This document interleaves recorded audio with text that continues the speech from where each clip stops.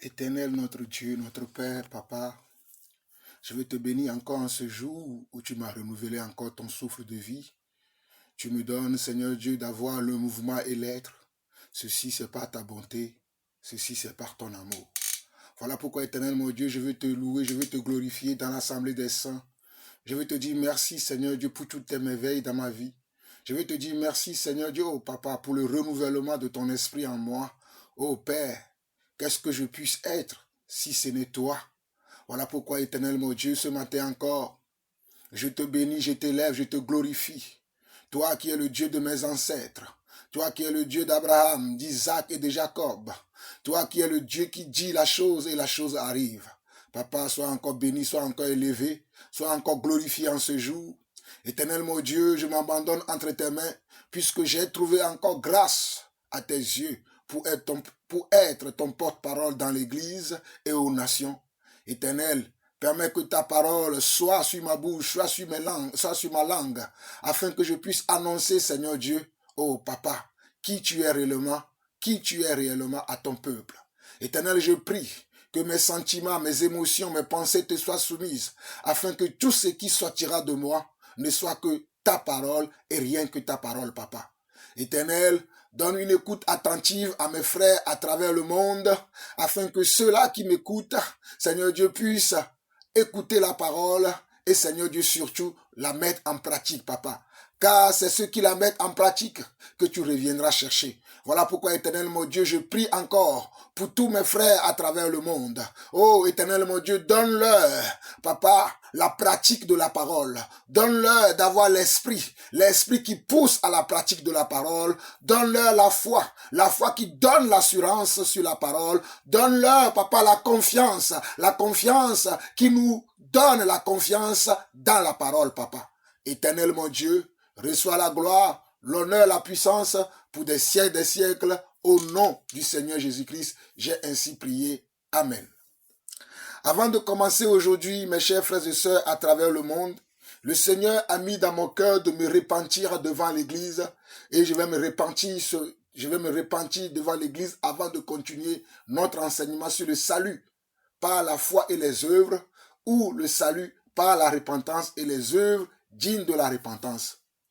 De quoi je veux me repentir ce matin? Le Seigneur m'a appelé en tant qu'apôtre dans l'Église. Nous savons que dans l'Église, le Seigneur a octroyé des dons, des talents, des capacités à tous ceux-là qu'il a appelés dans le royaume. Il y a diverses sortes de dons. Par exemple, il y a les dons ministériels. Et dans les dons ministériels, selon Ephésiens 4, le verset 11, la Bible dit qu'il a appelé les uns comme apôtres, les autres comme prophètes, les autres comme évangélistes, les autres comme pasteurs ou enseignants de la parole de Dieu. Et dans 1 Corinthiens 12, nous allons voir que la Bible dit qu'à un autre, il a donné la foi, à un autre, il a donné la connaissance, à un autre, il a donné la prophétie, à un autre, il a donné l'interprétation des langues. Donc, ce sont des exemples. Donc, moi, Jean-Paul Lawson, que vous connaissez, Dieu m'a appelé à la grâce d'apostolat. Et il y a, je crois, quelques années, peut-être 2 ans ou 3 ans en arrière, je me suis présenté à l'église en tant que cet apôtre-là. Et je me rappelle que c'est le Seigneur qui me l'a demandé, que je dois me présenter lorsque j'enseigne, lorsque je suis invité quelque part, lorsque je suis dans l'église. Peu importe là où je suis, que ce soit dans l'église, je dois dire que je suis un apôtre. Je dois me présenter tel que je suis, tel qu'il m'a appelé, tel qu'il m'a donné un don dans l'église. Et je me rappelle que j'ai commencé à faire cela il y a de cela 2 ans ou 3 ans si mes souvenirs sont bons. Mais il y a 2 ans, j'étais en voyage. J'étais en voyage, en mission pour le Seigneur, et j'ai rencontré un pasteur qui est beaucoup plus vieux que moi, qui écoutait mes enseignements et qui m'a dit, mon frère, je sais que tu aimes la parole de Dieu, que Dieu t'a fait beaucoup de grâce, mais quand tu enseignes, ne dis pas que tu es apôtre, dis simplement que tu es serviteur de Dieu. Et j'ai écouté cet ancien-là parce que je pensais que ce qu'il me disait, c'est ce que je dois faire. Parce que je pensais que ce qu'il me disait, ça venait de Dieu. Et j'ai écouté ce conseil. Mais malheureusement, hier, Dieu m'a repris sévèrement Et Dieu m'a dit, je t'ai dit que quand tu parles, quand tu te présentes à l'église, présente-toi à l'église comme l'apôtre que j'ai appelé. Alors, mes frères et sœurs, je me répands aujourd'hui devant vous d'avoir oublié de me présenter dans mes derniers enseignements tels que Dieu m'a appelé, tels que Dieu m'a fait grâce. Mes frères et sœurs, je suis sincère avec vous. C'est quelque chose que Dieu m'a demandé. Et hier, j'ai beaucoup pleuré par rapport à ce que Dieu m'a dit. Parce que Dieu m'a dit, tu as été intimidé. Tu as écouté les hommes. Et tu n'as pas dit exactement ce que je te dis de faire. Alors devant vous, aujourd'hui, peuple de Dieu, éternel mon Dieu, je me répands, Seigneur Dieu, d'avoir été intimidé par les hommes, d'avoir, Seigneur Dieu, écouté les hommes au lieu de t'écouter toi. Père éternel, toi qui es riche en bonté et riche en compassion, je te demande pardon, Seigneur Dieu, de n'avoir pas écouté, Seigneur Dieu, de n'avoir pas obéi à ce que tu m'as dit et à ce que tu m'as demandé. Et Père éternel, dorénavant, je vais obéir et je vais faire comme tu m'as dit, Papa. Reçois la gloire, l'honneur et la puissance pour des siècles, au nom de Jésus-Christ. Amen. Amen et Amen. Alors, mes frères, mes chers frères et sœurs à travers le monde, vous écoutez la voix de votre frère, le serviteur, l'apôtre Jean-Paul Lawson. Alors, nous allons continuer notre enseignement sur le salut par la foi et les œuvres de la foi, et le salut par la foi, le salut par la repentance et les œuvres dignes de la repentance. Nous allons continuer aujourd'hui et nous allons étudier, comme je vous l'ai promis, les livres de Romains. Et aujourd'hui, nous allons voir le livre de Romains, nous allons voir le chapitre 5 et le chapitre 6. Et si nous avons le temps, nous verrons 1 Timothée chapitre 4. Aujourd'hui, nous allons voir la 5e partie de cet enseignement et nous commençons tout de suite par Romains chapitre 5. Parce que nous voulons comprendre la pensée du Seigneur. Qu'est-ce que le Seigneur voudrait nous enseigner par l'épître de Romains que notre frère Paul a écrit. Donc nous continuons aujourd'hui par le chapitre 5. Le chapitre 5 de Romains. Dans Romains chapitre 5, Paul dit ceci. Étant donc justifiés par la foi, nous avons la paix avec Dieu par notre Seigneur Jésus-Christ, à qui nous devons d'avoir eu par la foi à cette grâce dans laquelle nous demeurons fermes et nous nous glorifions dans l'espérance de la gloire de Dieu. Mes chers frères et sœurs, regardez comment l'apôtre Paul a commencé déjà ce chapitre 5. Regardez les propos que l'apôtre tient. L'apôtre dit, étant donc justifiés par la foi, nous avons la paix avec Dieu par notre Seigneur Jésus-Christ, à qui nous devons d'avoir eu par la foi accès à cette grâce dans laquelle nous demeurons fermes et nous nous glorifions dans l'espérance de la gloire de Dieu. Regardez bien, il dit, à qui nous devons d'avoir eu par la foi accès à la grâce dans laquelle nous demeurons fermes. Dans la foi, nous devons demeurer fermes. Aujourd'hui, nous écoutons d'autres discours où les gens ne sont plus fermes dans la foi, où les gens se permettent, parce qu'ils sont sauvés par grâce, ils peuvent vivre comme ils veulent, ils peuvent agir comme ils veulent, ils peuvent faire toutes sortes de choses qu'ils veulent, sans comprendre que la grâce de Dieu nous amène à marcher selon Dieu, à vivre selon les commandements de Dieu, à vivre selon la parole de Dieu. Donc les gens se sont donnés eux-mêmes des principes qui n'ont rien à voir avec les principes de Dieu. Et c'est ça qui fait qu'ils ne sont pas fermes dans la foi, qu'ils croient qu'ils ont et qu'ils croient qu'ils sont sauvés par cette foi. Nous continuons vers le verset 3, il dit, « Bien plus nous nous glorifions même des afflictions, sachant que l'affliction produit la persévérance la victoire dans l'épreuve et cette victoire l'espérance. » Regardez encore. Ça veut dire qu'en tant qu'enfant de Dieu, nous allons avoir des afflictions. Les afflictions, ça veut dire que nous allons avoir de l'opposition. Nous allons avoir des épreuves. Nous allons avoir des choses qui vont nous amener à tester notre foi. À voir si la foi que nous avons, est-ce que cette foi-là, elle est véritable? Est-ce que cette foi-là vient effectivement de Dieu? Ou bien c'est une imagination que nous avons? Ou bien c'est une connaissance intellectuelle de la parole que nous avons? Car je vous disais dans la troisième partie de la quatrième partie de l'enseignement, qu'il y a des gens qui ont une connaissance intellectuelle de la parole et ils pensent que par leur connaissance intellectuelle de la parole, ils seront sauvés. Ce n'est pas la connaissance intellectuelle de la parole qui nous sauve, mais c'est la connaissance spirituelle qui nous sauve. Voilà pourquoi l'apôtre dit au verset 3, « Bien plus que nous nous glorifions, même des afflictions, sachant que l'affliction produit la persévérance la victoire dans l'épreuve, et cette victoire, l'espérance. » Verset 5, « Or, l'espérance ne trompe point, parce que l'amour de Dieu est répandu dans nos cœurs par le Saint-Esprit qui nous a été donné. » Regardez le verset 5. Il dit, « Or, l'espérance ne trompe point. » L'espérance que nous avons en nous ne nous trompe pas, ne nous amène pas à pécher, ne nous amène pas à vivre une vie qui n'est pas digne d'un enfant de Dieu, une vie qui n'est pas en train de glorifier Dieu, une vie qui n'est pas en train de montrer que nous sommes véritablement ses enfants. Voilà pourquoi il dit au verset 5, « Or, l'espérance ne trompe point, parce que l'amour de Dieu est répandu dans nos cœurs par le Saint-Esprit qui nous a été donné. » Donc là, dans la foi que nous disons que nous avons, le Saint-Esprit aussi en fait partie. Le Saint-Esprit qui est l'esprit de vérité, le Saint-Esprit qui est l'esprit de consolation, fait partie de cette foi. Et il va nous consoler lorsque nous sommes dans les moments d'affliction, dans les moments de faiblesse, dans les moments d'épreuve. Il va nous encourager.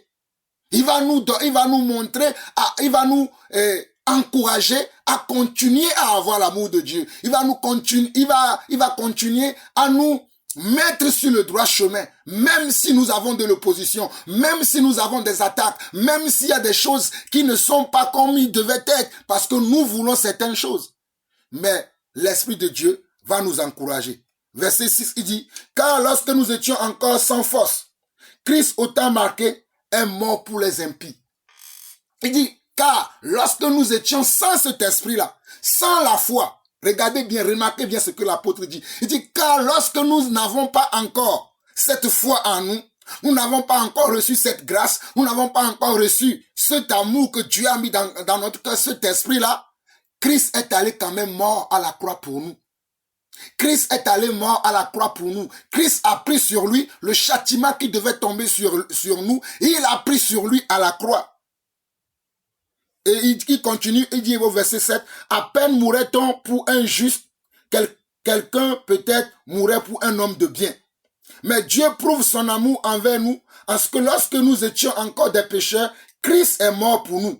À plus forte raison, donc maintenant que nous sommes justifiés par son sang, serons-nous sauvés par lui de la colère. » Regardez ce que l'apôtre dit, nous sommes au verset 9, nous sommes arrivés au verset 9. L'apôtre explique que lorsque nous étions pécheurs, lorsque nous étions encore dans les bassesses, lorsque nous étions encore dans l'indifférence envers Dieu, Dieu est venu quand même mourir pour nous. Il dit à peine on pouvait mourir pour un juste. Mais lorsque nous étions injustes, lorsque nous étions des pécheurs, lorsque nous étions des gens qui n'aimaient pas le Seigneur comme cela se doit, le Seigneur nous a démontré son amour. Le Seigneur nous a acceptés lorsque nous étions des pécheurs. Il nous a acceptés tels que nous sommes. À plus forte raison maintenant que nous sommes justifiés par lui, il va nous sauver encore de la colère à venir. Il nous sauvera de la colère à venir. À plus forte raison, il nous sauvera. Il ne nous abandonnera pas. Donc l'apôtre nous donne l'assurance qu'il ne va pas nous abandonner. Il ne nous a pas sauvés pour nous abandonner. Il nous a sauvés pour nous amener dans son royaume. Il nous a sauvés pour que nous lui appartenons. Il nous a sauvés pour que nous soyons un peuple mis à part pour lui. Et il continue. Car si lorsque nous étions, verset 10 de Romains 5, il dit, car si lorsque nous étions ennemis, nous avons été réconciliés avec Dieu par la mort de son Fils, à plus forte raison, étant réconciliés, serons-nous sauvés par sa vie. Verset 11, et non seulement cela, mais encore, nous nous glorifions en Dieu par notre Seigneur Jésus-Christ, par qui maintenant nous avons obtenu la réconciliation. Vous voyez, notre réconciliation avec Dieu a été faite par le Seigneur Jésus-Christ. Donc l'apôtre explique comment les choses ont été faites. Il explique la grâce. L'apôtre Paul explique la grâce. La grâce là que nous avons, c'est notre réconciliation avec le Père. Il dit que cette grâce là que nous avons, c'est une réconciliation que le Seigneur a fait avec lui-même au travers de Yeshua le Messie, au travers de Jésus-Christ. Le Seigneur nous a réconciliés avec lui afin que nous lui appartenons, afin que nous marchions comme lui, afin que nous demeurions en lui. Voilà pourquoi il nous a réconciliés avec lui. Au verset 12, il dit, c'est pourquoi, comme par un seul homme, le péché est entré dans le monde, et par le péché, la mort, ainsi la mort s'est étendue sur tous les hommes, parce que tous ont péché. Jusqu'à la loi, le péché était dans le monde. Or, le péché n'est pas imputé quand il n'y a point de loi. Nous avons expliqué déjà pourquoi il y avait le péché. Le péché, pourquoi il y avait la loi, nous avons déjà expliqué ça dans la 3e partie, que Dieu a permis au travers de la loi que nous puissions découvrir ce que c'est que le péché. Parce que sans la loi, nous ne pouvons pas savoir ce que c'est que le péché. La loi nous permet de connaître ce que c'est que le mal et ce que c'est que le bien. Parce que celui qui ne fait pas ce que dit la loi, en cela nous reconnaissons que c'est un péché. Nous savons que nous avons raté le but. Donc là, nous voyons ce que la Bible appelle par le péché. Mais là, au verset 12, ce que Paul veut dire, Paul veut nous dire que tous ont péché. De quel péché? Tous nous sommes péchés et tous nous avons péché par le péché que notre Père, le premier homme que Dieu avait créé sur terre qui est Adam, par son péché, nous aussi nous avons péché. Parce qu'une personne pécheresse ne peut donner que naissance à une autre personne pécheur. Vous voyez, une personne qui est pécheresse va donner une autre personne qui sera aussi pécheresse. Voilà pourquoi, en tant qu'homme, naturellement, sans Dieu, nous sommes sur le péché d'Adam. Nous héritons le péché d'Adam. Parce que Adam n'a pas obéi à Dieu dans le jardin. Vous connaissez l'histoire. Adam avait mangé le fruit de l'arbre dont le Seigneur les avait interdit de ne pas manger. Donc, en cela, ils ont désobéi à Dieu. Et leur désobéissance a dépeint aussi sur nous, au travers de leur désobéissance, puisque nous descendons d'Adam et Ève, nous héritons ce péché-là. Au verset 14, il dit, par ce péché-là, par le péché d'Adam, au verset 12, il va nous dire, par le péché d'Adam, tous les hommes ont péché. Et il continue, verset 14, il dit, cependant, la mort a régné depuis Adam jusqu'à Moïse, même sur ceux qui n'avaient pas péché, par une transgression semblable à celle d'Adam, lequel est la figure de celui qui devait venir. Vous regardez ce que l'apôtre dit, c'est important. Il nous explique au verset 14, il dit, la mort, c'est-à-dire, par le péché d'Adam, la mort est entrée dans le monde, et cette mort-là a régné depuis Adam jusqu'à Moïse. Même sur ceux qui n'avaient pas péché, c'est-à-dire, même sur ceux qui avaient une vie digne, même sur ceux qui craignaient Dieu, même sur ceux qui avaient une vie qui honorait, qui glorifiait, qui était soumise à Dieu, malgré ça, ils sont quand même pécheurs. Puisqu'il le dit ici, verset 14, cependant la mort a régné depuis Adam jusqu'à Moïse, même sur ceux qui n'avaient pas péché, par une transgression semblable à celle d'Adam, lequel est la figure de celui qui devait venir. Donc vous voyez, il dit que par le péché que Adam et Ève ils ont commis, par ce péché-là, cela préfigurait qu'il y avait quelqu'un d'autre qui devait venir. Et ce quelqu'un d'autre qui devait venir, c'est Christ. Pour nous racheter de ce péché. Pour nous racheter de cet acte que Adam a fait, puisque nous sommes innocents.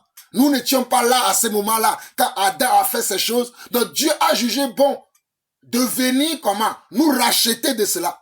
Non seulement de ce péché, mais de tous les autres péchés personnellement que nous-mêmes nous allons commettre. Nous allons le voir. Au verset 15, mais il dit, mais il n'est pas du don gratuit comme de l'offense. Regardez. Mais il n'est pas du don gratuit comme de l'offense. Car si par l'offense d'un seul, il y en a beaucoup qui sont morts, à plus forte raison, la grâce de Dieu et le don de la grâce venant d'un seul homme, Jésus-Christ, ont-ils été abondamment répandus sur beaucoup. Regardez ce qu'il dit au verset 15. Il dit, mais il n'en est pas du don gratuit comme de l'offense. Car si par l'offense d'un seul, il en est beaucoup qui sont morts, à plus forte raison, la grâce de Dieu et le don de la grâce d'un seul homme, Jésus-Christ, ont-ils été abondamment répandus sur beaucoup.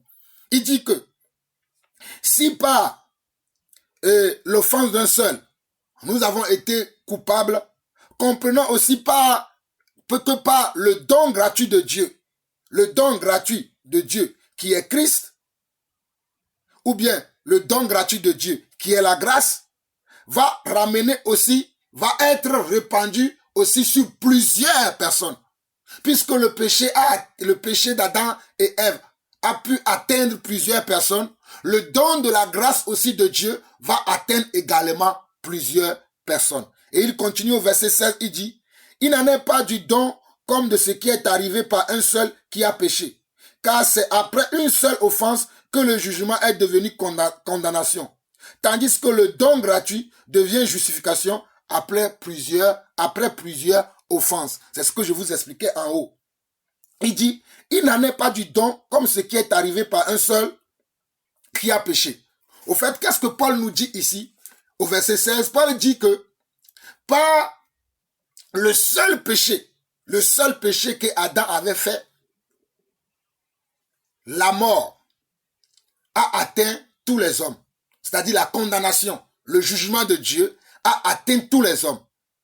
Mais par contre, il dit la justification qui vient par la grâce, la justification qui vient par le don gratuit de Dieu, ce n'est pas simplement par une seule offense, mais c'est pas par rapport à plusieurs offenses. Car soyez-en sûrs, malgré le péché, après le péché d'Adam, beaucoup d'entre nous, nous avons commis d'autres péchés avant de connaître le Christ, avant de connaître la grâce de Dieu. Est-ce que vous comprenez ce que l'apôtre dit? Nous avons connu d'autres péchés. Nous avons commis d'autres péchés. Et tous ces péchés que nous avons commis, Dieu nous justifie de toutes ces choses. Dieu nous pardonne toutes ces choses lorsqu'il nous donne sa grâce. Il nous justifie. Il nous pardonne de toutes ces choses.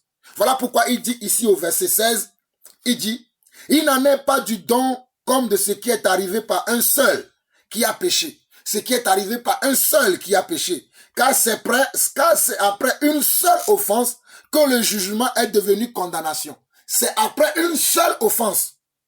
Une seule offense, c'est-à-dire quand Adam et Ève ont mangé le fruit défendu. C'était ça leur offense.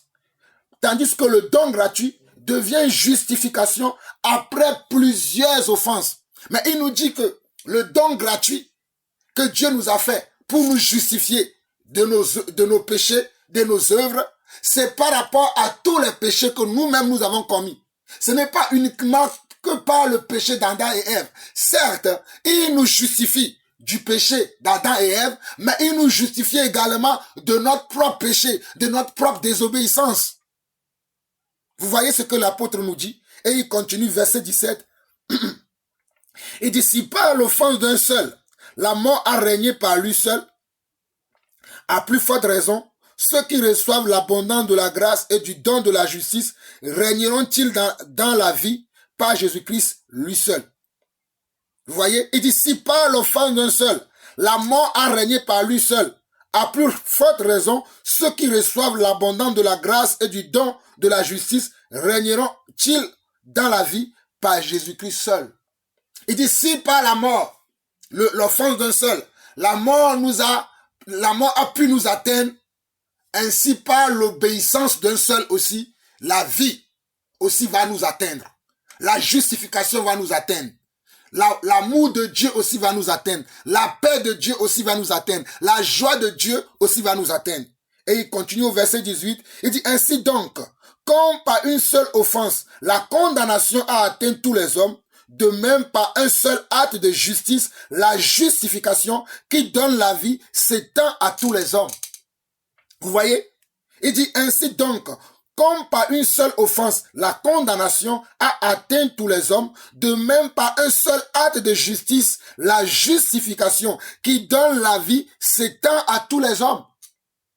La justification qui donne la vie s'étend à tous les hommes. Si par un seul, le péché est entré dans le monde, et par là, nous-mêmes, nous avons commis d'autres péchés, par l'obéissance d'un seul. L'obéissance de qui? L'obéissance de Jésus, parce que vous savez que la Bible a écrit de Jésus-Christ dans Éphésiens et dans Philippiens par contre chapitre 2, à partir du verset 10, là aussi c'est Paul qui a écrit ça. Paul disait que, existant en forme de Dieu, il n'a pas regardé comment son égalité avec Dieu. Il a obéi jusqu'à l'obéissance de la mort.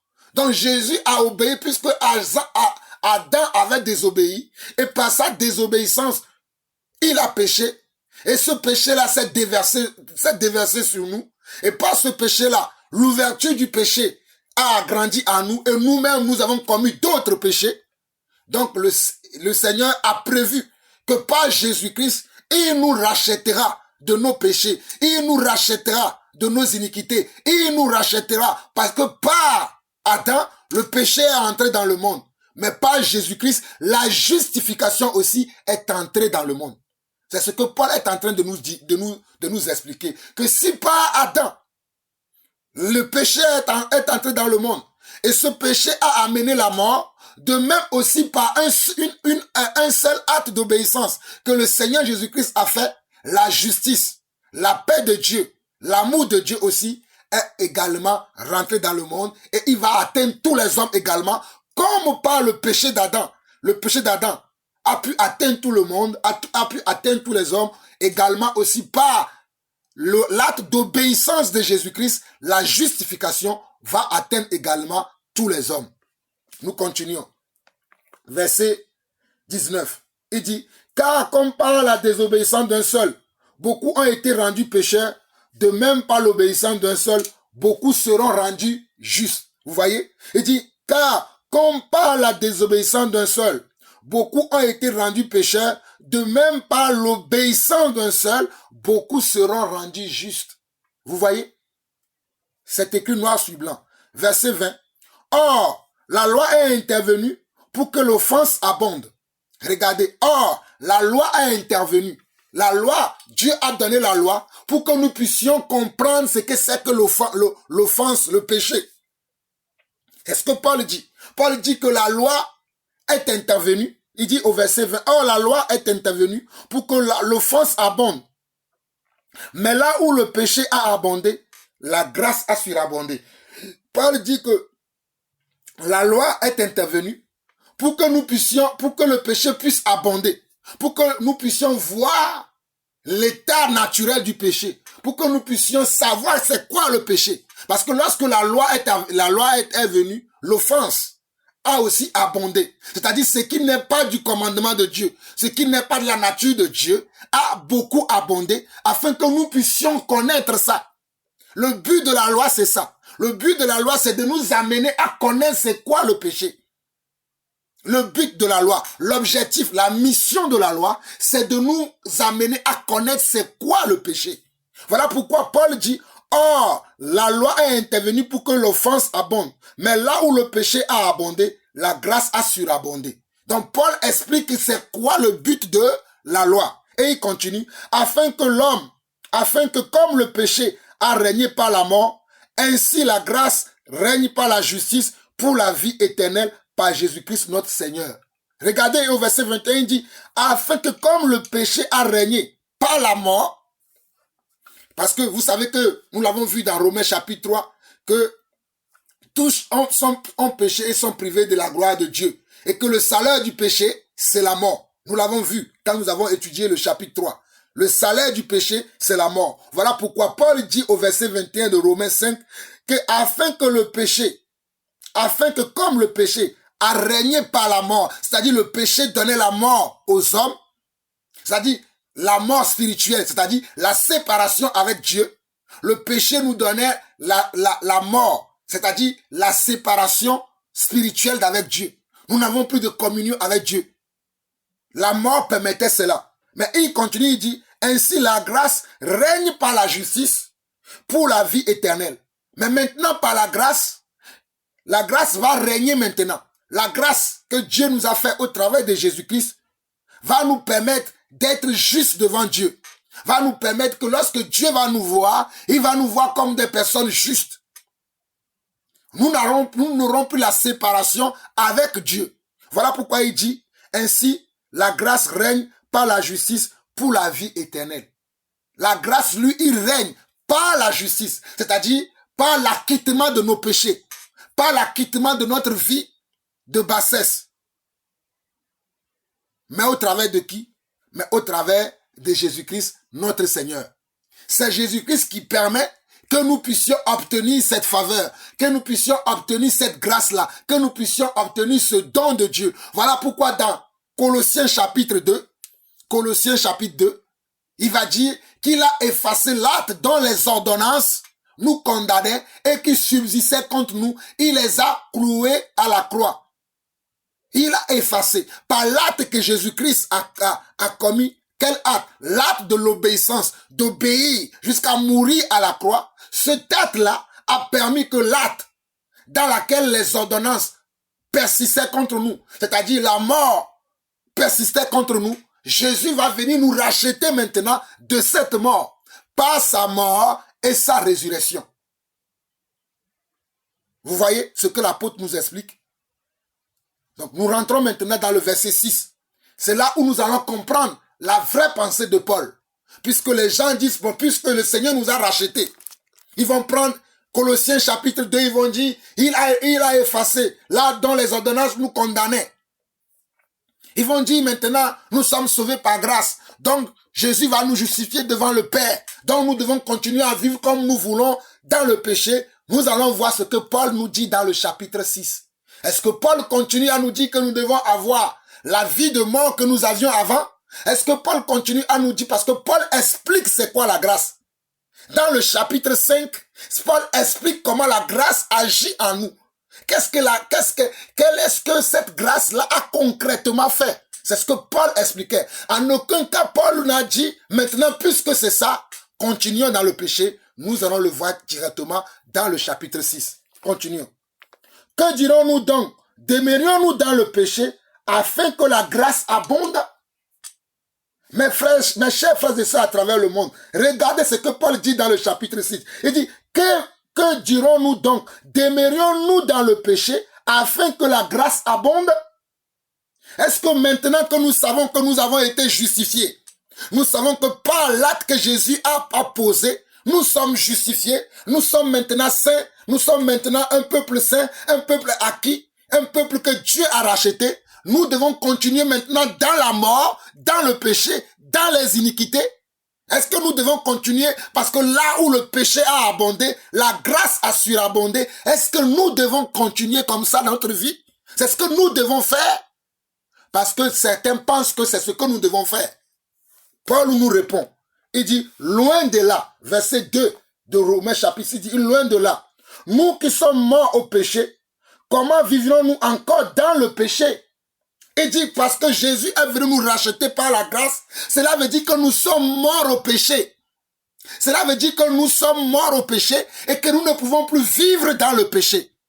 La grâce là que Jésus nous a donnée, c'est-à-dire lorsque le péché là était sur nous, le péché d'Adam et Ève, plus nos propres péchés, Jésus est venu nous racheter afin que nous soyons morts au péché, que nous ne pratiquons plus le péché. C'est ça la grâce. La grâce veut dire que nous ne devons plus pratiquer le péché. Ce n'est pas moi qui dis, c'est ce que Paul dit. Il dit, loin de là, verset 2, il dit, je vais repartir à partir du verset 1 de Romains chapitre 6. Il dit, que dirons-nous donc? Demeurions-nous dans le péché afin que la grâce abonde? Loin de là. Nous qui sommes morts au péché, comment vivrons-nous encore dans le péché? Ignorez-vous que tous, regardez ce que Paul dit, c'est très important au verset 3, il dit, ignorez-vous que nous tous qui avons été baptisés en Jésus-Christ, c'est en sa mort que nous avons été baptisés.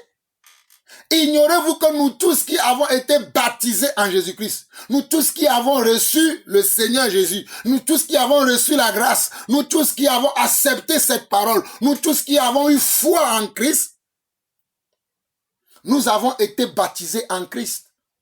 C'est en sa mort que nous avons été baptisés. Verset 4. Nous avons donc été ensevelis avec lui par le baptême en sa mort, afin que comme Christ est ressuscité des morts par la gloire du Père, de même nous aussi, nous marchions en nouveauté de vie. Regardez frère, Regardez bien le verset 4 de Romains chapitre 6. Il dit, nous avons donc été ensevelis avec lui par le baptême en sa mort. C'est-à-dire nous qui croyons, qui avons reçu le baptême, qui avons reçu l'immersion, lorsque nous avons été immergés, c'est comme si nous sommes morts au péché. Nous sommes morts au péché. Lorsqu'on nous plongeait dans l'eau, nous sommes morts au péché définitivement. Et lorsque nous sommes ressortis de l'eau, comme il le dit ici au verset 4, nous sommes ressuscités aussi comme Christ est ressuscité et qu'il a été glorifié. Et il est assis maintenant à la droite de Dieu. Vous le savez, vous connaissez ces passages. Et que Christ est remonté au ciel, là où il était. Et que Christ est reparti là où il était en tant que Dieu, avant de venir sur la terre en tant qu'homme, pour nous donner un modèle, pour nous racheter également. Il a dit, lorsqu'il est ressuscité comment? Il est ressuscité sans faute.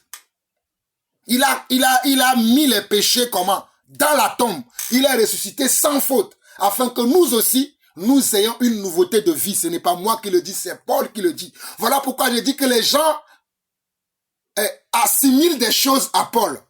Les gens disent que Paul dit certaines choses, mais ils ne comprennent pas la pensée de Paul.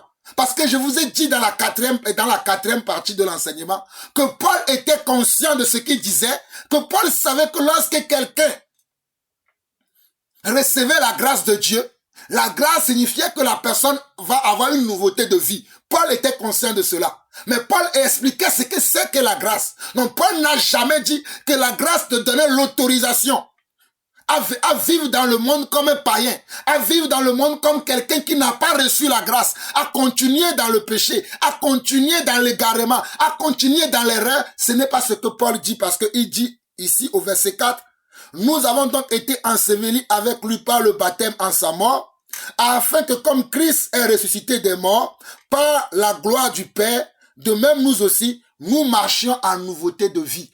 De même nous aussi, nous marchions en nouveauté de vie. De même où nous aussi, nous marchons en nouveauté de vie. Voilà pourquoi l'apôtre Paul, ce même Paul, à qui vous attribuez des choses que Paul n'a pas dit, à qui vous tordez le sens des messages de Paul, ce même Paul va écrire dans 2 Corinthiens chapitre 5. Il va dire dans 2 Corinthiens chapitre 5 que si quelqu'un est en Christ, il a une nouvelle création. Les choses anciennes sont passées. Toutes choses sont devenues nouvelles dans sa vie. Il dit que si quelqu'un est en Christ, il a une nouvelle création. C'est-à-dire celui qui est en Christ ne peut plus avoir la vie qu'il avait dans le passé. Il est impossible que si tu dis que tu es en Christ, tu continues à avoir ta vie que tu avais dans le passé. C'est impossible. Voilà pourquoi Paul dit que si quelqu'un est en Christ dans 2 Corinthiens chapitre 5, il dit la personne a une nouvelle création. Les choses anciennes sont passées. Ils sont passés où? C'est ce qu'il explique ici dans le verset 4 de Romains chapitre 6. Il dit ces choses sont passées lorsque tu as reçu le baptême. On t'a plongé dans l'eau du baptême. Tu as laissé ces choses dans l'eau du baptême. Et tu es ressorti en tant qu'un homme nouveau pour vivre maintenant une vie selon la grâce que tu as reçue. Verset 5 de Romains chapitre 6, il dit, en effet, si nous sommes devenus une même plante avec lui, par la conformité à sa mort, nous le serons aussi par la conformité à sa résurrection. Regardez ce que Paul dit. Il dit, en effet, si nous sommes devenus une même plante avec lui, par la conformité à sa mort, nous le serons aussi par la conformité à sa résurrection. Sachant que notre vieil homme a été crucifié avec lui, afin que le corps du péché soit réduit à l'impuissance, pour que nous ne soyons plus esclaves du péché. Mes chers frères et sœurs, détrompez-vous. Paul n'a jamais dit que nous pouvons continuer dans le péché. Ça n'a jamais été la pensée de Paul, ni hier, ni aujourd'hui, ni demain. Car la parole de Dieu est la même hier, aujourd'hui et éternellement. Elle ne change pas. N'écoutez pas ceux qui expliquent mal les pensées de Paul. Mes chers frères et sœurs, j'ai reçu la grâce d'apostolat comme Paul. Et voici ce que nous enseignons. Nous disons que si quelqu'un est en Christ, il a une nouvelle création. Il ne peut plus continuer à vivre dans le péché. Certes, il peut lui arriver de commettre un péché. Souvenez-vous de l'apôtre Pierre, qui a renié le Seigneur. Mais est-ce qu'il a continué à régner le Seigneur? La Bible dit lorsqu'il a su que ce qu'il a fait ne correspondait pas à sa vie qu'il disait qu'il avait, la Bible dit qu'il a pleuré amèrement. La Bible dit qu'il a pleuré amèrement, mes frères et sœurs. La Bible dit qu'il a pleuré. Donc nous aussi, nous devons pleurer sur notre vie de péché, sur notre vie de bassesse. Nous devons pleurer, mes chers frères et sœurs. Nous devons également pleurer. Au lieu de continuer à pavaner dans le péché et justifier cela pour dire que Paul a dit que nous sommes sauvés par la grâce et non par les œuvres. Donc nous n'avons plus besoin d'accomplir de bonnes œuvres. Nous pouvons vivre comme nous voulons. Jacques nous a dit que non, c'est faux. Je continue. Verset 6 de Romains chapitre 6. Sachant que notre vieil homme a été crucifié avec lui, afin que le corps du péché soit réduit à l'impuissance, pour que nous ne soyons plus esclaves du péché, car celui qui est mort est libre du péché. Regardez, car celui qui est mort, c'est-à-dire celui qui, par notre immersion dans l'eau, cela représente notre mort. Si nous avons été immergés dans l'eau, nous sommes morts au péché. Il dit, car celui qui est mort, verset 7 de Romains chapitre 6, car celui qui est mort est libre du péché. Or, si nous sommes morts avec Christ, nous croyons que nous vivrons aussi avec lui. Car si nous sommes morts avec Christ, nous croyons que nous vivrons aussi avec lui. Sachant que Christ, ressuscité des morts, ne meurt plus. Vous voyez? Sachant que Christ, ressuscité des morts, ne meurt plus et il ne mourra plus jamais. La mort n'a plus de pouvoir sur lui. La mort, c'est quoi? La mort, c'est le péché. Car nous savons que les conséquences du péché, c'est la mort. Donc la mort ne peut plus avoir de pouvoir sur Christ. Et si la mort ne peut plus avoir de pouvoir sur Christ, lorsque moi aussi j'obtiens la grâce de Dieu, alléluia, oh shairebeke, imasenanamahoma sharaba, rabo senderemehi rabakaria. Lorsque moi aussi j'obtiens la grâce de Dieu, je ne peux plus continuer à demeurer dans le péché. Voilà pourquoi dans le livre de 1 Jean, l'apôtre Jean va nous dire que si nous disons que nous le connaissons et que nous sommes dans le péché, nous mentons. Vous voyez? C'est pour ça que Jean va dire que si nous disons que nous le connaissons et que nous sommes encore dans le péché, nous mentons. Mettons un doigt ici, nous allons aller lire ça rapidement afin que vous compreniez que Paul n'a jamais dit que nous pouvons continuer à vivre dans le péché. Paul n'a jamais dit ça. Aucun apôtre n'a dit ça. Et si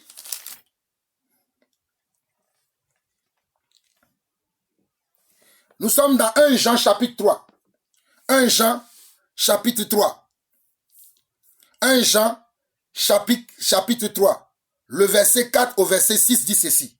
Quiconque pratique le péché transgresse la loi, et le péché est la transgression de la loi. Or, vous le savez, Jésus-Christ apparut pour ôter les péchés, et il n'y a point en lui de péché. Quiconque demeure en lui ne pratique pas le péché. Regardez mes frères et sœurs, 1 Jean 3, verset 6. Quiconque demeure en lui ne pratique pas le péché. Quiconque pratique le péché ne l'a pas vu et ne l'a pas connu. Mes frères et sœurs, moi je veux croire aux Écritures. Et il dit, 1 Jean qui est un apôtre comme moi, il dit, dans 1 Jean 4, le verset 6, quiconque demeure en lui ne pratique pas le péché. Quiconque demeure en lui, demeurer en lui veut dire demeurer dans la grâce, alléluia, demeurer dans l'amour de Dieu, demeurer dans les commandements de Dieu, demeurer dans la parole de Dieu, demeurer dans l'esprit. Il dit que quiconque demeure en lui ne pratique pas le péché.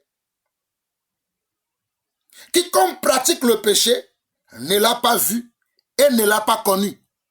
Verset 7, il dit, petits enfants, que personne ne vous séduise. Celui qui pratique la justice est juste, comme lui-même est juste. Celui qui pratique le péché est du diable, car le diable pêche dès le commencement. Le Fils de Dieu apparu afin de détruire les œuvres du diable. Oh, mes chers frères et sœurs, j'aimerais bien que vous compreniez ce passage. Oh, alléluia. Il dit, quiconque pratique, nous sommes dans 1 Jean 3, le verset 8, il dit, celui qui pratique le péché est du diable, car le diable pêche dès le commencement. Le Fils de Dieu, alléluia. Le Fils de Dieu qui est la justice de Dieu. Le Fils de Dieu qui est le don gratuit de Dieu. Le Fils de Dieu qui est la grâce de Dieu dit, le Fils de Dieu est apparu afin de détruire les œuvres du diable.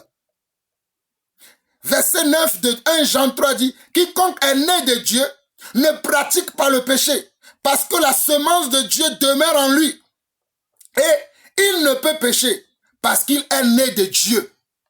Alléluia, parce qu'il est né de Dieu. Verset 10, il dit, c'est par là que se font reconnaître les enfants de Dieu et les enfants du diable.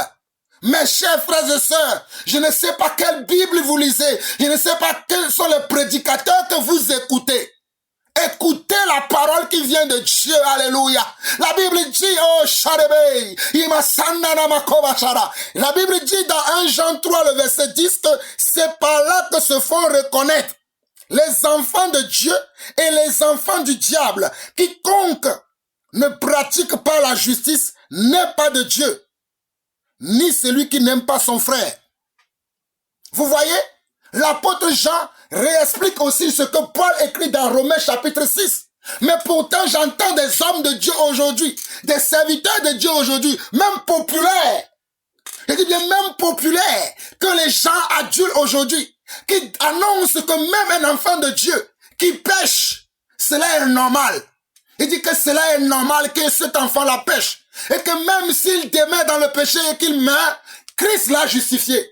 Mais ce n'est pas ce que je viens de lire. Ce n'est pas ce que je viens de lire. Christ n'a jamais dit que tu dois continuer dans le péché.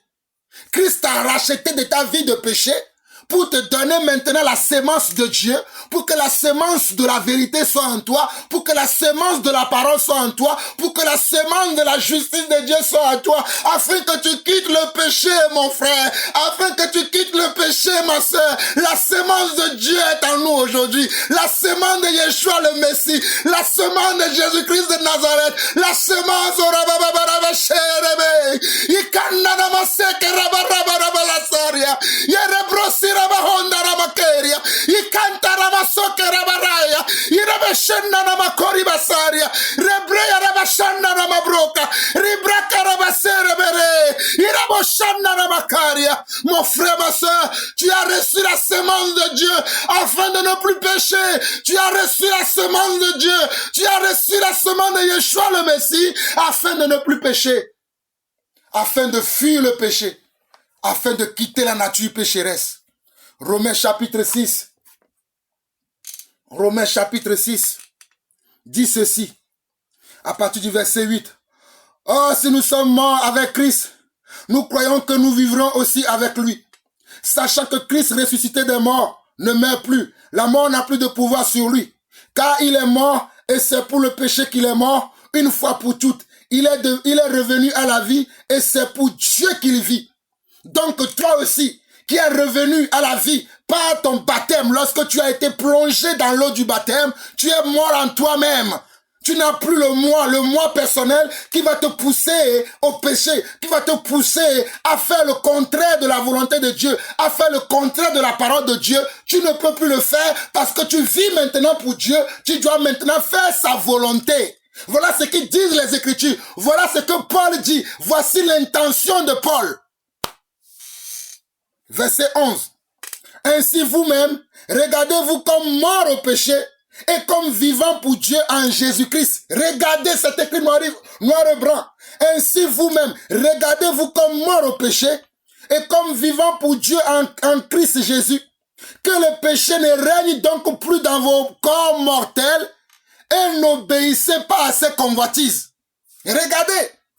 Que le péché ne demeure plus dans vos corps mortels et n'obéissez pas à ses convoitises. Et n'obéissez pas à ses convoitises. N'obéis plus aux convoitises du péché, ma soeur. N'obéis plus aux convoitises du péché. Oh, mon frère. N'obéis plus aux convoitises du péché, serviteur de Dieu. Serviteur de Dieu, serviteur. Serviteur. N'obéis plus aux convoitise du péché.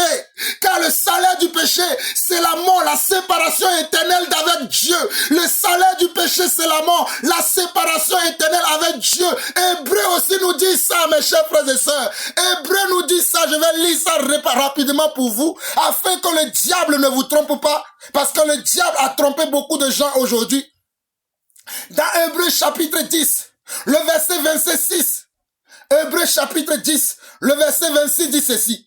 Car si nous péchions volontairement, après avoir reçu la connaissance de la vérité, mes chers frères et sœurs, regardez ce que la Bible dit.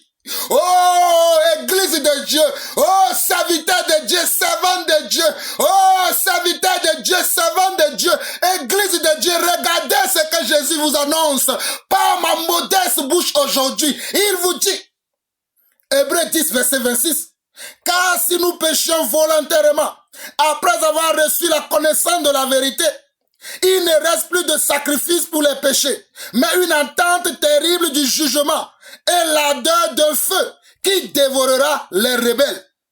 Celui qui a violé la loi de Moïse meurt sans miséricorde sur la déposition de 2 ou de 3 témoins. De quel pire châtiment pensez-vous que sera jugé digne celui qui aura foulé aux pieds le Fils de Dieu, qui aura tenu pour profane le sang de l'alliance par lequel il a été sanctifié et qui aura outragé l'esprit de la grâce? Et qui aura outragé l'esprit de la grâce, et qui aura outragé l'esprit de la grâce, et qui aura outragé l'esprit de la grâce, et qui aura outragé l'esprit de la grâce.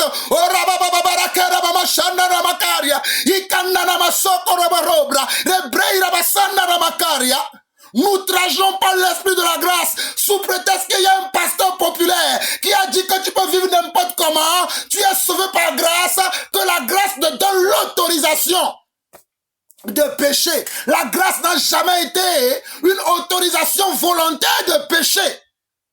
La grâce ne l'a jamais été. Que personne ne vous trompe. Nous revenons dans Romains chapitre 6.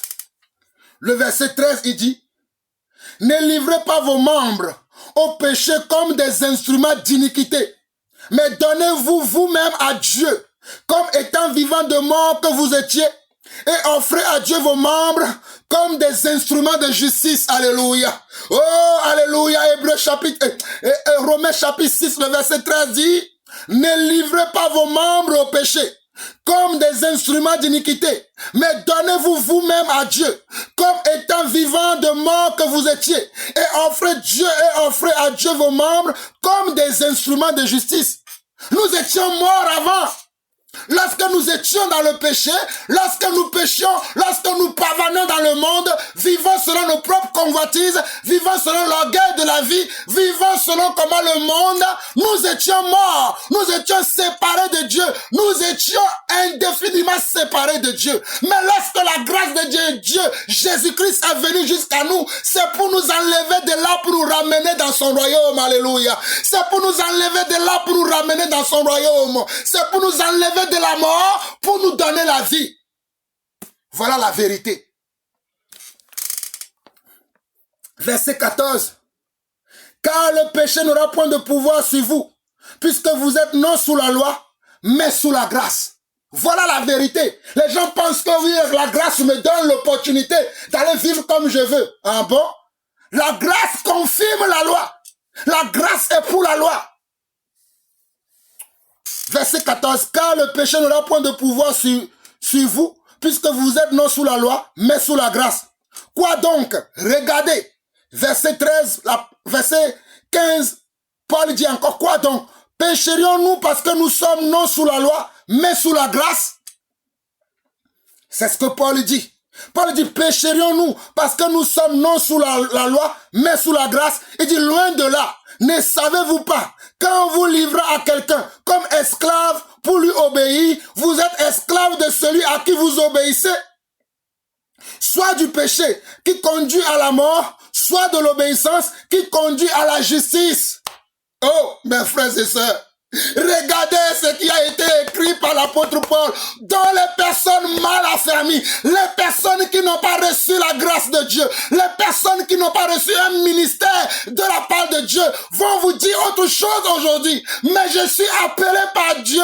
Dieu m'a appelé en tant qu'apôtre dans son église, à l'identique de l'apôtre Jean, à l'identique de l'apôtre Paul, afin que j'annonce la vertu du royaume des cieux, afin que j'annonce Yeshua le Messie, afin que je vous parle des mystères du royaume de Dieu. Oh, mes chers frères et sœurs, Dieu m'a appelé en tant qu'apôtre de Dieu, apôtre de l'éternel Jean-Paul Lawson. Dieu m'a appelé pour que je vous annonce la vertu de sa parole, la vertu de sa parole, mes chers frères et sœurs. Fuyons le péché. Fuyons le péché. Verset 17. Mais grâce soit rendue à Dieu, de ce que après avoir été esclave du péché. Regardez le verset 17 de Romains chapitre 6. Il dit, mais grâce soit rendue à Dieu, de ce que après avoir été esclave du péché, vous avez obéi de cœur à la règle de doctrine dans laquelle vous avez été instruite. En bon, il y a une doctrine qui nous a instruits. Paul explique encore en profondeur sa pensée. Verset 18. Ayant été affranchis du péché, vous êtes devenus esclaves de la justice. Regardez, nous étions affranchis du péché. Lorsque Christ est venu à nous et qui nous a donné la grâce veut dire être affranchi du péché. Il dit la grâce, il dit que ayant été affranchi du péché, vous êtes devenus esclaves maintenant de la justice. Esclave de la justice veut dire que tu n'as plus ton opinion. Tu n'as plus d'opinion. Tu n'as plus ton opinion à dire. Ton opinion sera l'opinion du Seigneur. Ta pensée sera la pensée du Seigneur. Tes sentiments seront les sentiments du Seigneur. Oh, ta doctrine sera la doctrine de Yeshua le Messie. Verset 19, il dit, je parle à la manière des hommes à cause de la faiblesse de votre chair.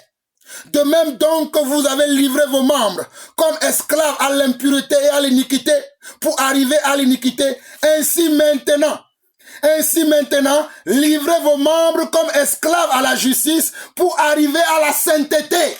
Regardez.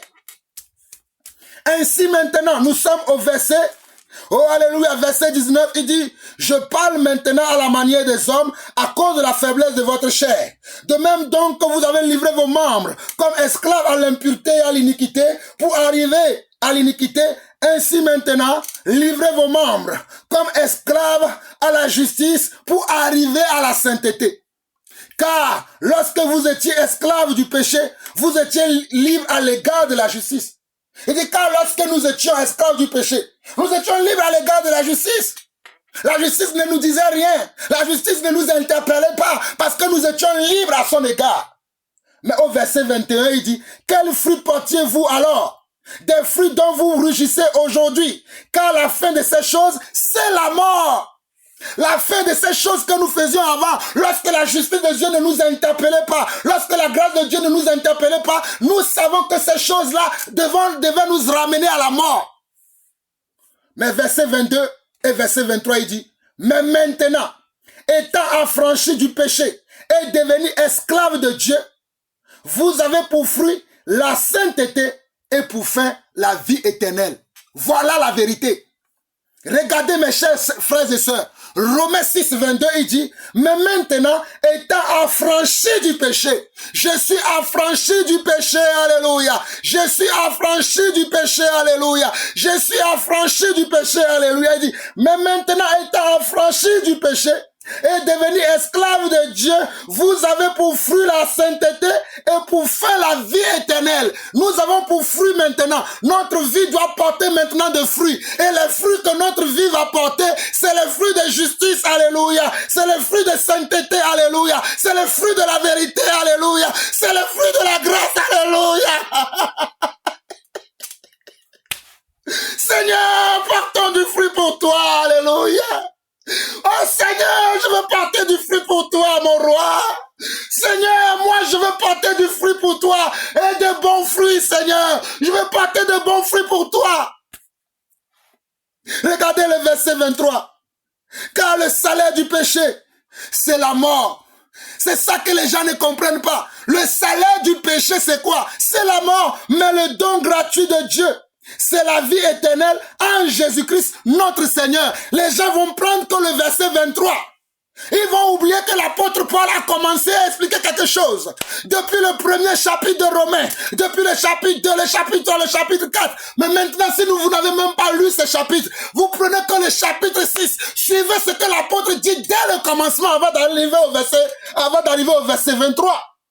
Ne prenez pas simplement le verset 23 pour aller bâtir votre doctrine. C'est là où beaucoup se sont égarés. C'est là où beaucoup de serviteurs de Dieu, c'est là où beaucoup d'apôtres, beaucoup de prophètes, beaucoup d'évangélistes, beaucoup de pasteurs et des enseignants se sont égarés parce qu'ils ne sont pas des enfants de Dieu véritables.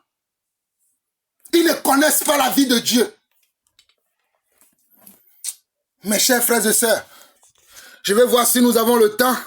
Si nous avons le temps, nous avons le temps. Permettez-moi de vous lire rapidement 1 Timothée chapitre 4, où nous allons finir aujourd'hui.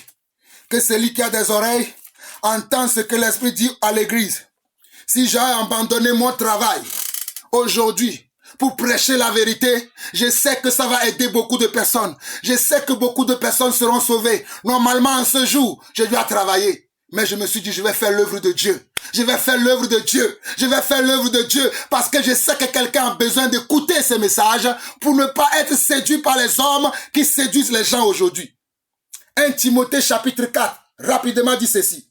Mais l'Esprit dit expressément que dans les derniers temps, quelques-uns abandonneront la foi. Mes chers frères et sœurs, prêtez attention à ce que je nous enseigne. Mais l'Esprit dit expressément que dans les derniers temps, quelques-uns abandonneront la foi pour s'attacher à des esprits séducteurs et à des doctrines de démons.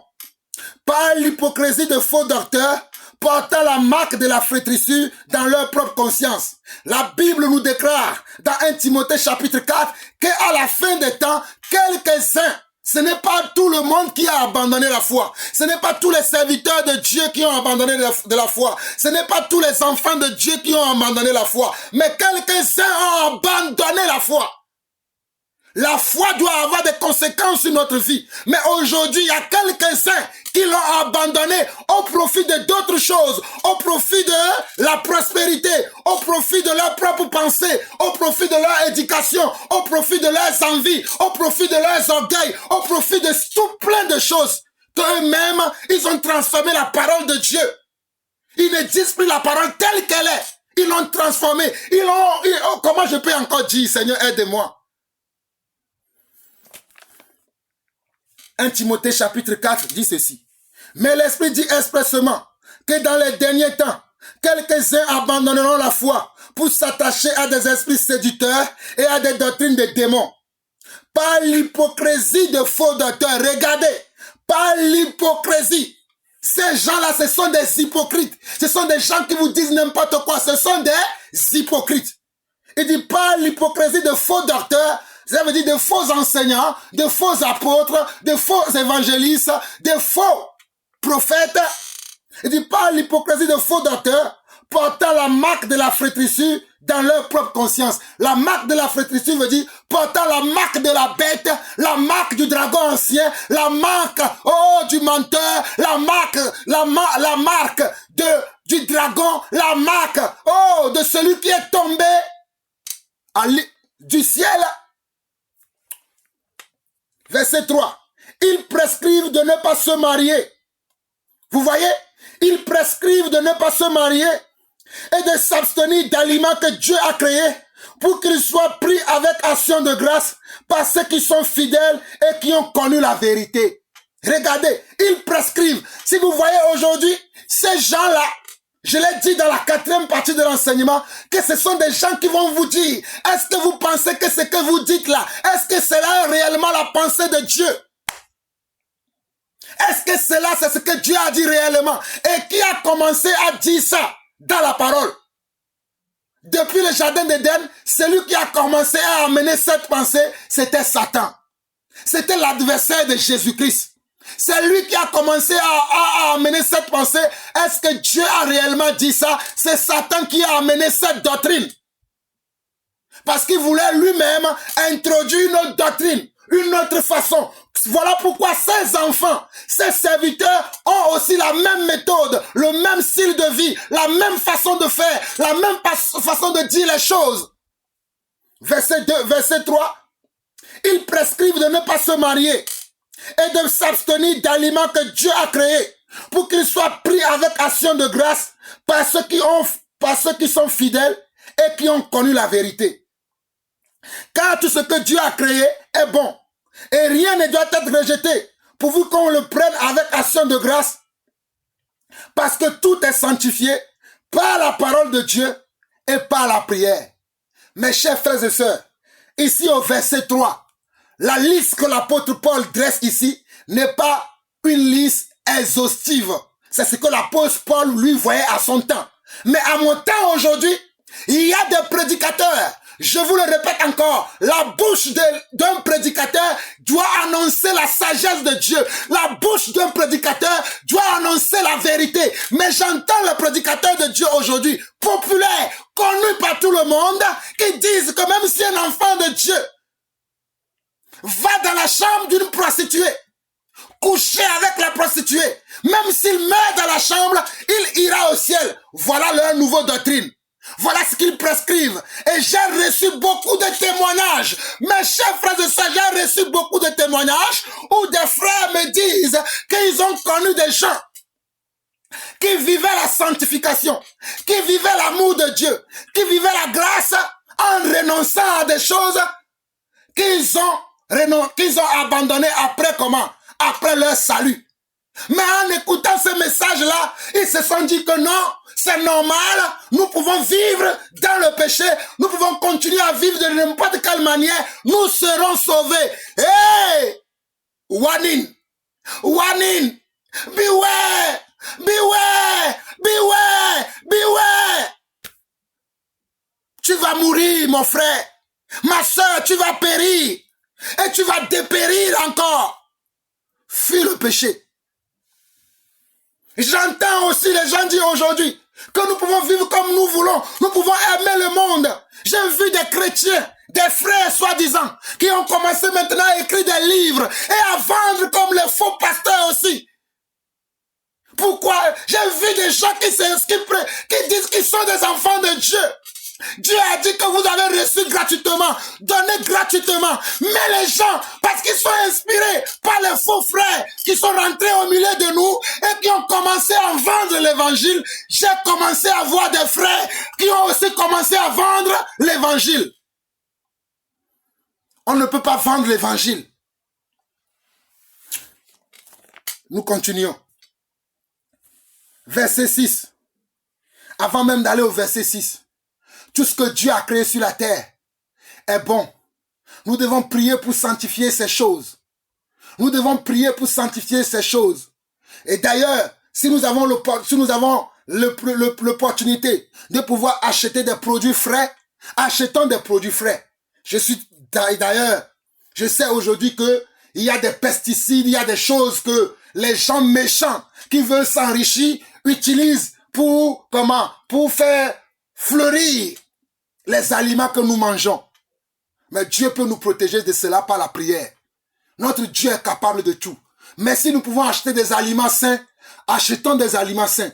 Mais si nous ne pouvons pas, quoi que nous trouvions dans les marchés, achetons-les et par la prière, purifions ces choses. J'avance. Verset 6. En exposant ces choses aux frères, tu seras un bon ministre de Jésus-Christ, nourri de paroles de la foi et de la bonne doctrine que tu as exactement suivi. Mes chers frères et sœurs, regardez ce que l'apôtre Paul dit à Timothée, son bien-aimé. Il dit, en exposant ces choses aux frères, tu seras un bon ministre. Moi, je veux être un bon ministre de Dieu, un bon serviteur de Dieu. Un bon ministre veut dire un bon serviteur, un bon dispensateur de la grâce de Dieu. C'est ça ce que le bon ministre veut dire.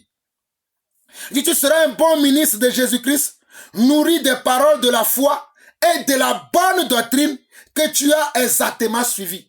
Nourri, oh alléluia, des paroles de la foi et de la bonne doctrine que tu as exactement suivi. Repousse les contes profanes de vieilles femmes Regardez, repousse les contes profanes de vieilles femmes. Repousse. On ne doit pas accepter tout ce que les sœurs nous disent aujourd'hui. Il y a des femmes dans l'église, ce sont des femmes impudiques. Ce sont des femmes qui ne sont pas soumises au commandement de Dieu. Ce sont des femmes qui ne veulent pas se soumettre à la volonté de Dieu. Ce sont même d'ailleurs certaines épouses dans leur foyer qui ne veulent pas se soumettre à leur mari. Ils veulent faire ce qu'ils veulent. Mais regardez ce que la Bible dit. Il dit, repousse les contes profanes des vieilles femmes. Et il dit au verset 8, il dit, exerce-toi à la piété. Les gens nous disent aujourd'hui que la piété n'est pas importante, que nous ne serons pas sauvés par la piété. En bon, allez lire 2 Pierre, chapitre 1. Allez lire 2 Pierre, chapitre 1. Pierre dit, on doit ajouter à la foi la piété. On doit ajouter à la piété la connaissance. À la connaissance, nous viendrons sur ça plus tard. 1 Timothée 4, verset 8, il dit, exerce-toi à la piété, car l'exercice corporel est utile à peu de choses. Les gens qui veulent maintenant faire que du sport, manger que des choses bio, c'est bien manger ces choses. Mais ces choses-là sont utiles pour peu de choses. Manger cachère, c'est bien, mais c'est utile pour peu de choses. Voici un ancien juif reconverti qui vous parle. Jean-Paul Lawson a été juif pendant 3 années de ma vie. J'ai été juif, je connais bien la loi juive. Si vous ne le savez pas, je vous le dis aujourd'hui. Jean-Paul Lawson que vous écoutez a été juif dans sa vie. J'ai suivi la religion juive avant de reconnaître Yeshua le Messie. Exercice 1 Timothée 4, verset 8 dit, exerce-toi à la piété, car l'exercice corporel est utile à peu de choses, tandis que la piété est utile à tout. Elle est la promesse de la vie présente et de celle qui est à venir. Regardez, la piété. Comme j'ai écouté un frère impudique cette semaine qui a pris mon temps, j'ai utilisé mon temps comme Dieu nous demande de continuer à prêcher. Parce que nous pouvons sauver quelqu'un. Le frère m'a dit que non, ce n'est pas par la piété que nous serons sauvés. Le frère m'a dit ça, que ce n'est pas par la piété que nous serons sauvés. Oh, il est écrit ici dans la parole de Dieu. Il dit, exerce-toi à la piété. Exerce-toi à la piété, car l'exercice corporel est utile à peu de choses, tandis que la piété est utile à tout. Elle est la promesse de la vie présente et de celle qui est à venir. Quelle est la vie qui est à venir? Question. Quelle est la vie qui est à venir? Ce n'est pas le royaume céleste, ce n'est pas le paradis, ce n'est pas la présence de Dieu, ce n'est pas le Jérusalem de Dieu. On nous dit que la piété, c'est quoi la piété? Les gens me disent aujourd'hui que la piété ne sauve pas. Les gens me disent aujourd'hui que la piété ne sauve pas. Les gens me prétendent me dire aujourd'hui que la piété n'est pas utile. Tu peux vivre n'importe comment. Non, ne cherche pas la piété. Et c'est ces gens-là que vous voulez suivre. Je vous ai toujours dit que je ne cherche pas des membres. Je ne cherche pas des adhérents. Je connais des frères, des serviteurs de Dieu aujourd'hui. Lorsque par la grâce de Dieu, j'étais comme eux dans les écoles bibliques.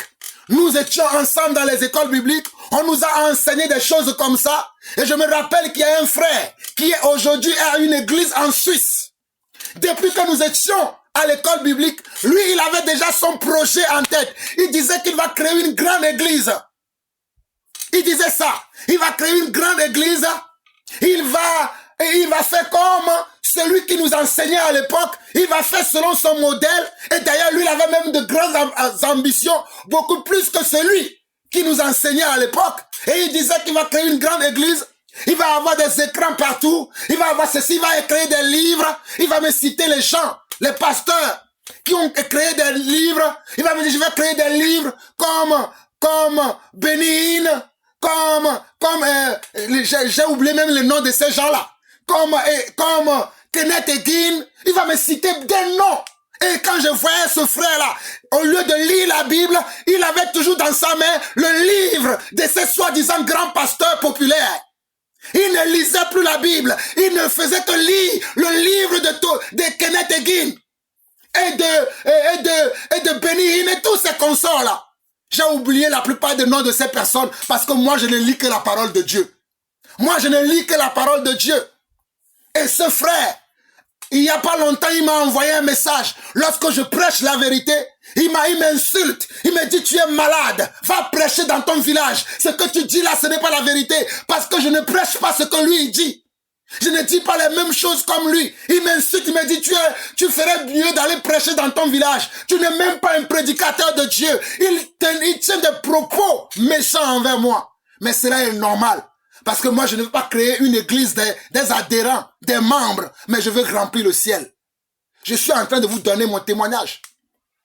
C'est un témoignage que je vous donne sur ce que je vis dans le ministère. Vous attendez toujours la voix de votre frère, le serviteur, l'apôtre Jean-Paul. Mais Dieu seul sait comment je suis insulté, comment je reçois les commentaires d'insultes tous les jours.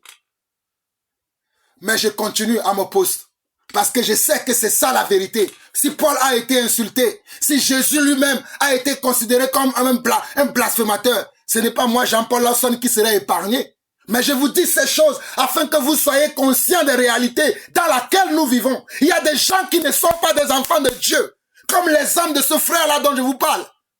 Il est actuellement en Suisse, je connais son nom. Si vous voulez, je peux même vous donner son nom. Mais il m'insulte. Parce que quand je reproche aux anciens de notre église dans laquelle nous étions ensemble dans l'école biblique, que telle pratique que vous avez n'est pas conforme à l'écriture, telle pratique que vous avez n'est pas conforme à l'écriture, telle pratique que vous avez n'est pas conforme à l'écriture, il va me dire que je me suis rebellé contre lui. Moi, je ne me rebelle pas contre quelqu'un. Je vais suivre la parole de Dieu. Voilà la différence entre eux et nous. Moi, je vais suivre la parole de Dieu. Je ne veux pas être hypocrite. Je continue. Verset 9. Je vais reprendre à partir du verset 8. 1 Timothée chapitre 4 dit ceci.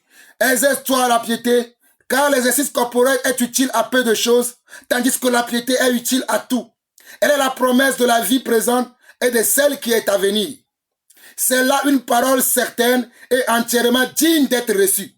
Regardez, verset 9, il dit, c'est là une parole certaine. Ce n'est pas une parole fausse, c'est une parole qui est certaine. C'est comme ça que cela va se passer. C'est comme ça. Et c'est l'apôtre Paul qui a écrit ça.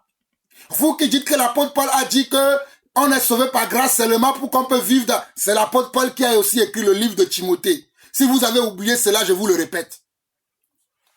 Il dit, c'est là une parole certaine et entièrement digne d'être reçue. Nous travaillons en effet et nous combattons. Vous voyez? Nous travaillons en effet et nous combattons parce que nous mettons notre espérance dans le Dieu vivant qui est le sauveur de tous les hommes, surtout des croyants. Vous voyez? Dieu est le sauveur de tous les hommes, mais surtout des croyants. Dieu veut sauver tous les hommes. Mais si les hommes ne veulent pas, il va sauver que des croyants. Ceux qui marchent selon ses écritures, c'est ceux-là que la Bible appelle des croyants. Verset 11, il dit, déclare ces choses. On a dit de cacher ces choses? Non. On a dit déclare ces choses et enseigne-les. Qu'est-ce qui est écrit? Déclare ces choses et enseigne-les. Déclare ces choses et enseigne-les. Déclare ces choses et enseigne-les. Que personne ne méprise ta jeunesse, mais sois un modèle.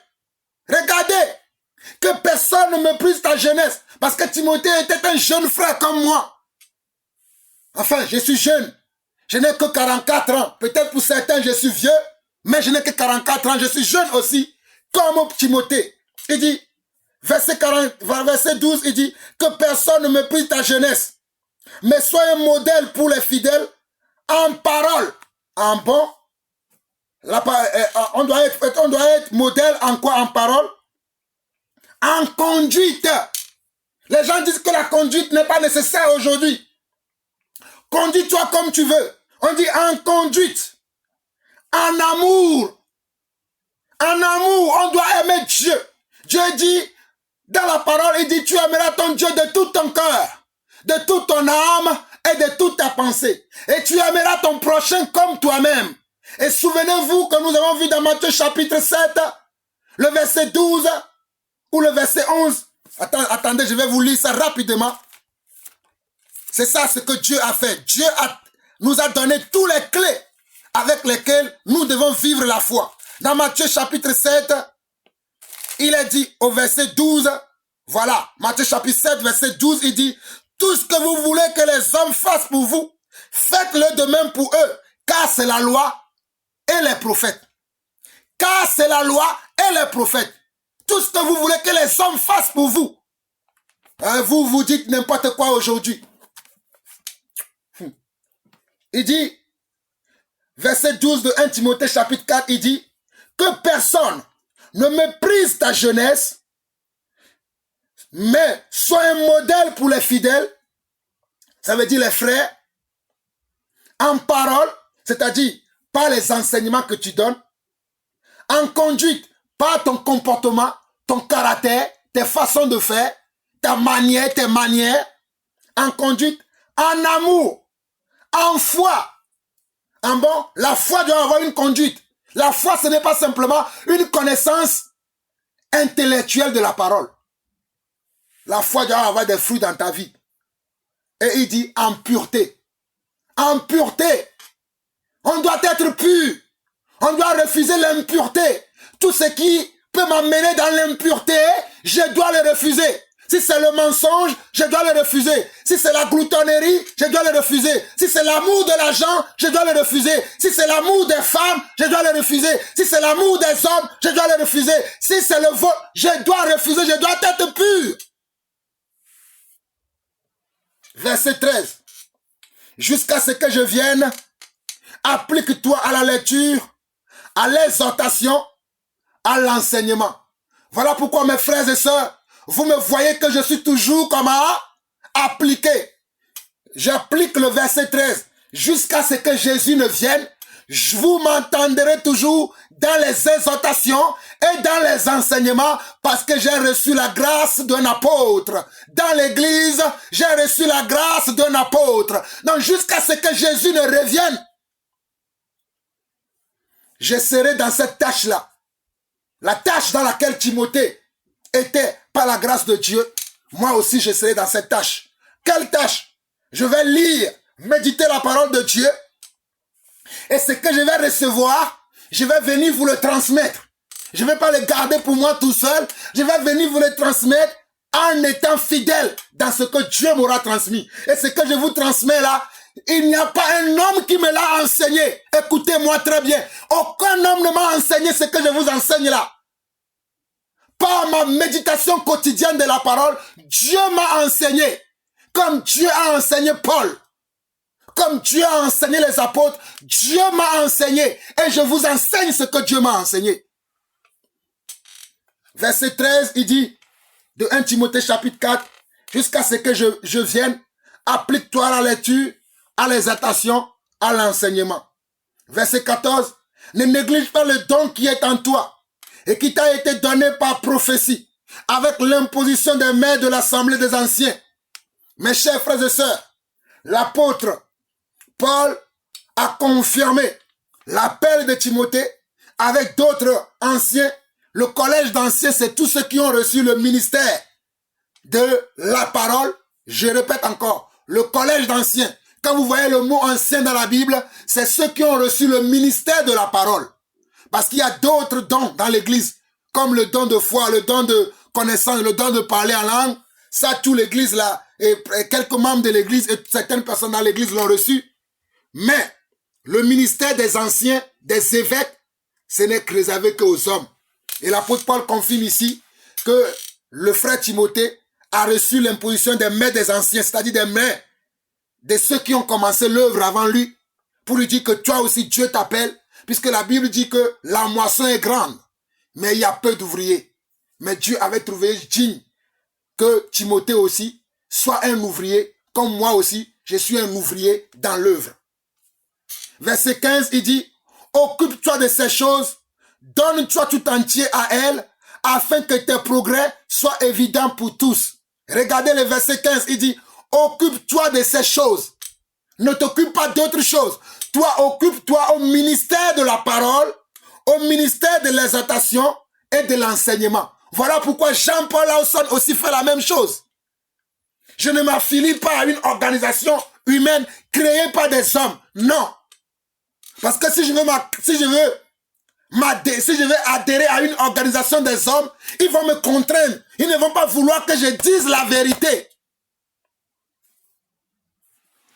Occupe-toi de ces choses. Donne-toi tout entier à elles, afin que tes progrès soient évidents pour tous. Veille sur toi-même et sur ton enseignement. Regardez, veille, veille, veille. Il dit veille sur toi-même et sur ton enseignement. Veille sur toi-même et sur ton enseignement. Veille sur toi-même et sur ton enseignement. Persévère dans ces choses. Non seulement tu dois veiller, mais tu dois également persévérer. Voilà pourquoi non seulement je veille, mais moi aussi je persévère. Persévère dans ces choses, car en agissant ainsi, tu te sauveras toi-même et tu sauveras ceux qui t'écoutent. Regardez, car en agissant ainsi, d'abord toi-même tu vas te sauver et ceux qui t'écoutent aussi seront sauvés. Les gens me disent aujourd'hui qu'on est sauvé par grâce, mais on n'est sauvé par la grâce, ce sont des enseignements. Ce sont des instructions. Voilà pourquoi l'apôtre Paul dit dans 1 Timothée 4, le verset 16, il dit veille sur toi-même et sur ton enseignement. Veille sur toi-même et sur ton enseignement. Persévère dans ces choses. Persévère dans ces choses, car en agissant ainsi, car en faisant ça, en agissant ainsi veut dire, car en faisant ça, tu te sauveras toi-même et tu sauveras ceux qui t'écoutent. Que celui qui a des oreilles pour entendre, entend ce que l'Esprit dit à l'Église. Père éternel, Dieu d'amour, Dieu riche en bonté, en patience, en miséricorde. Éternel mon Dieu, je te bénis pour ce moment que tu m'as donné.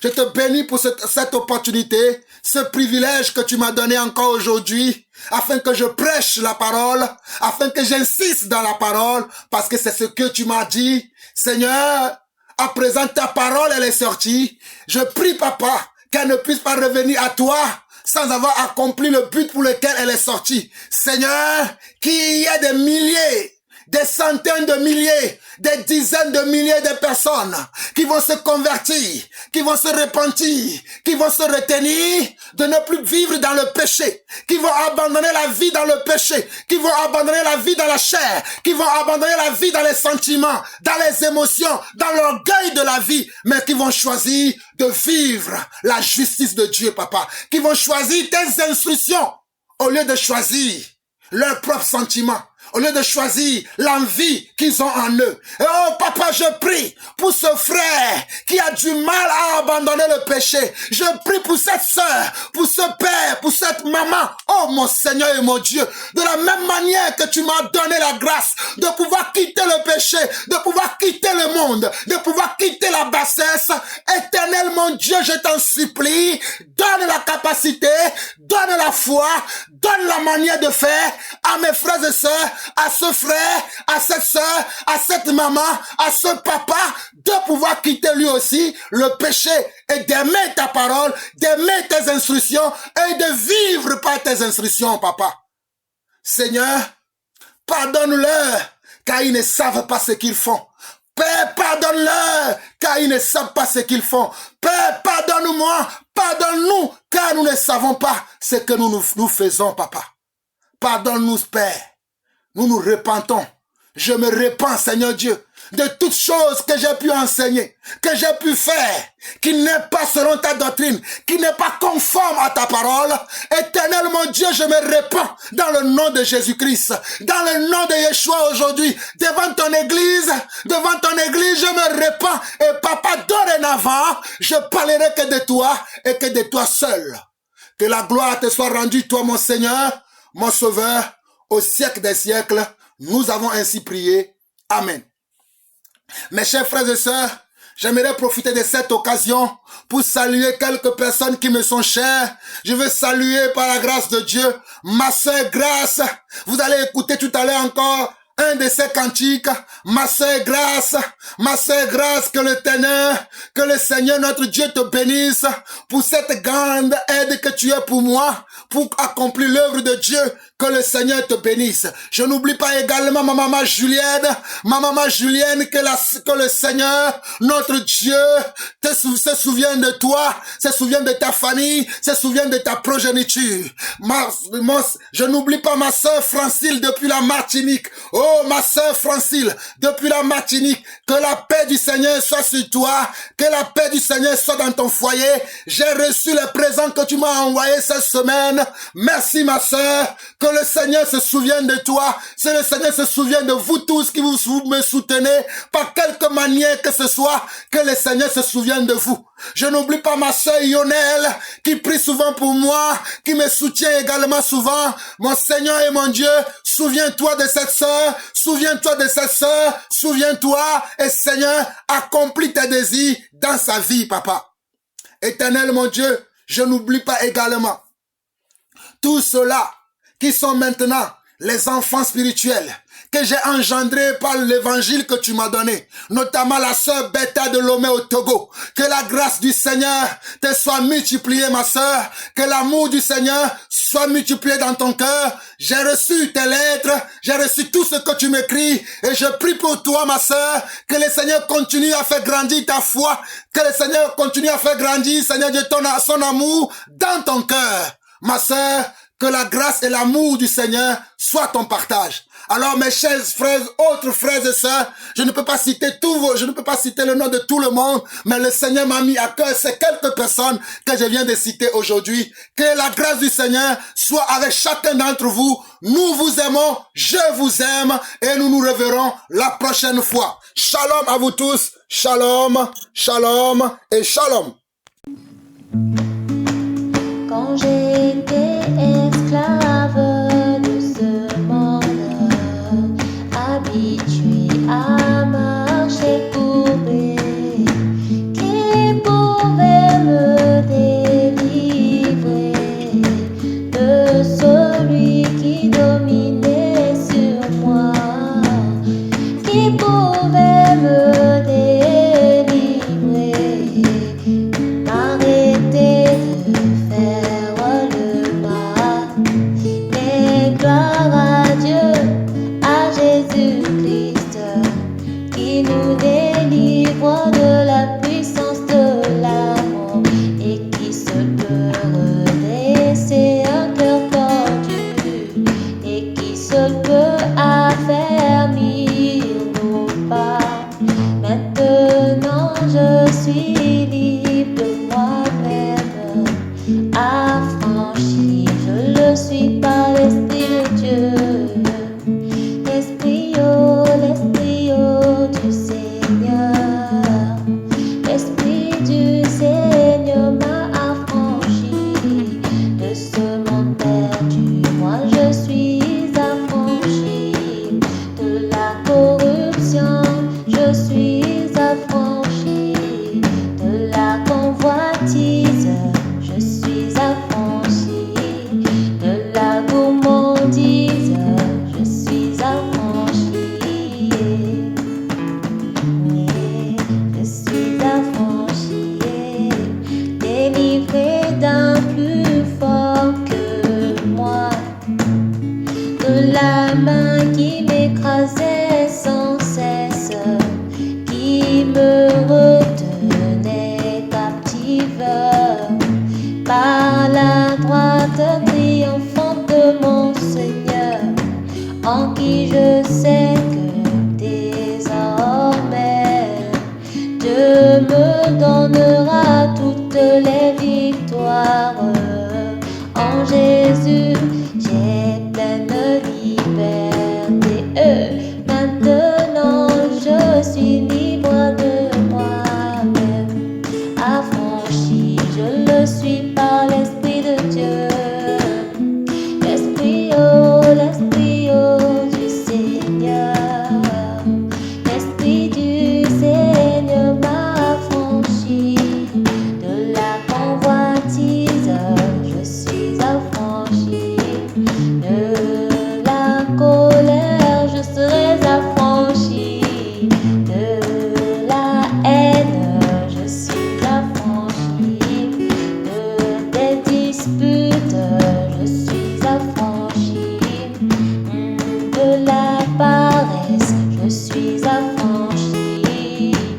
De ma faiblesse, je suis affranchie.